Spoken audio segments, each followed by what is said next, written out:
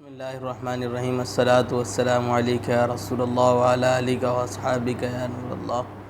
الحمدللہ اس سے قبل ہم 11 عقیدے بیان کر چکے ہیں اور اب معاد و حشر کے متعلق 12واں عقیدہ جو کہ صدر الشریعہ امجد علی اعظمی رحمۃ اللہ علیہ نے اپنی کتاب مشہور و معروف کتاب بحر شریعت میں مذکور ہے۔ صراط حق ہے، یہ ایک پل ہے کہ پشت جہنم پر نصب کیا جائے گا، بال سے زیادہ باریک اور تلوار سے زیادہ تیز ہوگا۔ جنت میں جانے کا یہی راستہ ہے۔ سب سے پہلے نبی کریم صلی اللہ علیہ وسلم گزر فرمائیں گے، پھر اور انبیاء و مرسلین، پھر یہ امت، پھر اور امتیں گزریں گی۔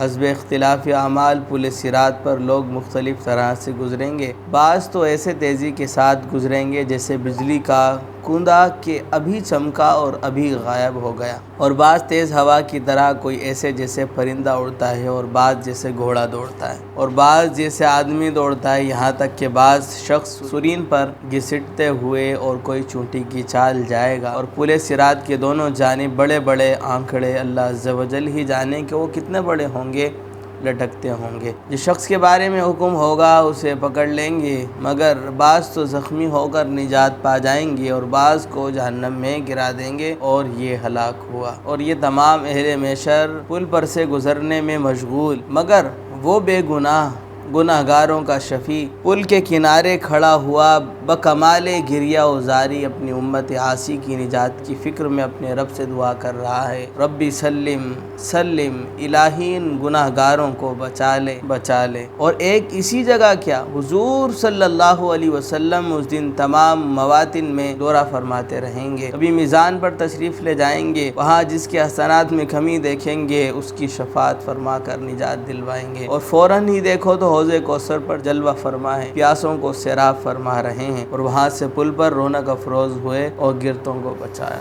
سبحان اللہ۔ غرض ہر جگہ انہی کی دعائی، ہر شخص انہی کو پکارتا، انہی سے فریاد کرتا ہے، اور ان کے سوا کس کو پکارے کہ ہر ایک تو اپنی فکر میں ہے، دوسروں کو کیا پوچھے۔ صرف ایک یہی ہیں جنہیں اپنی کچھ فکر نہیں، اور تمام عالم کا بار ان کے ذمہ۔ صلی اللہ تعالی علیہ وآلہ وصحابہ وبارک وسلم۔ اللہم نجنا من احوال المحشر بجاہ ھذہ النبی الکریم علیہ وعلی آلہ واصحابہ افضل الصلاۃ والتسلیم، آمین۔ یہ قیامت کا دن کہ حقیقتاً قیامت کا دن ہے جو 50,000 برس کا دن ہوگا، جس کے مصائب بے شمار ہوں گے۔ مولا تعالیٰ کے جو خاص بندے ہیں ان کے لیے اتنا ہلکا کر دیا جائے گا کہ معلوم ہوگا اس میں اتنا وقت صرف ہوا جتنا ایک وقت کی نماز فرض میں صرف ہوتا ہے، بلکہ اس سے بھی کم، یہاں تک کہ بعضوں کے لیے تو پلک جھپکنے میں سارا دن طے ہو جائے گا۔ اللہ اکبر۔ وما امر الساعۃ الا کلمح البصر او هو اقرب۔ قیامت کا معاملہ نہیں مگر جیسے پلک جھپکنا، بلکہ اس سے بھی کم۔ سب سے اعظم و اعلیٰ جو مسلمانوں کو اس روز نعمت ملے گی وہ اللہ تعالیٰ کا دیدار ہے۔ اس نعمت کے برابر کوئی نعمت نہیں، جسے ایک بار دیدار میسر ہوگا ہمیشہ ہمیشہ اس کے ذوق میں مستغرق رہے گا، کبھی نہ بھولے گا، اور سب سے پہلے دیدار الہی حضور اقدس صلی اللہ علیہ وسلم کو ہوگا۔ یہاں تک تو حشر کے احوال